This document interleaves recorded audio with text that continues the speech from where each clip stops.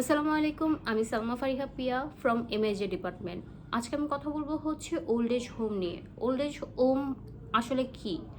Old age home হলো যেখানে সব প্রবীণরা একই বাসার মধ্যে বসবাস করে। একটা সময় ছিল আমরা যৌথ পরিবার দেখে অভ্যস্ত ছিলাম। এখন আমাদের আশেপাশে সোসাইটিতে যৌথ পরিবার নাই বললেই চলে। এখন আমরা মোস্টলি হচ্ছে ছোট পরিবার দেখে অভ্যস্ত। এখন আমরা কি আমাদের বাবা মা বা আমাদের দাদা দাদি বা পরিবারের যে আরও যে সদস্যরা আছে তাদের সাথে থাকতে চাই না বললেই চলে।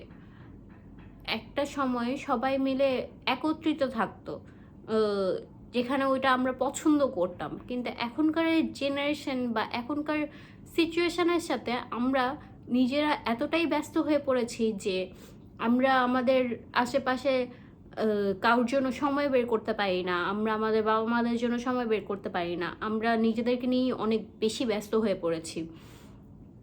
এই জন্য এখন আমাদের আশেপাশে ওল্ড এজ হোম ব্যাপারটা অনেক বেড়ে গেছে বললেই চলে। কারণ হচ্ছে প্রবীণরা মূলত নিজেদেরকে একটা বয়সের পরে খুবই অসহায়ত্ববোধ ফিল করে নিজেদেরকে। তো তাদের জন্য আমাদের এই জেনারেশনের বাচ্চাদের বা এই জেনারেশনের মানুষদের হচ্ছে সময় থাকে না, বা তাদের জন্য আমরা কোনো কিছু বের করে তাদেরকে কোনো একটা হসপিটাল বা ডাক্তারের কাছে নিয়ে যাব, ওইটার সময় পর্যন্ত আমরা বের করতে পারি না।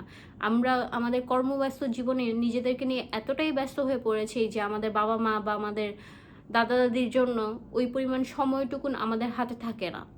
তো ওল্ড এজ হোম ব্যাপারটার মধ্যে আসলে আমরা কিছু পজিটিভ সাইড দেখি। সেগুলো হচ্ছে যে ওইখানে 24/7 তাদের জন্য কেউ না কেউ একজন থাকে, তাদের কথা বলার জন্য হোক বা তাদের চিকিৎসার জন্য হোক, তাদের পাশে কেউ না কেউ একজন অলওয়েজ থাকে।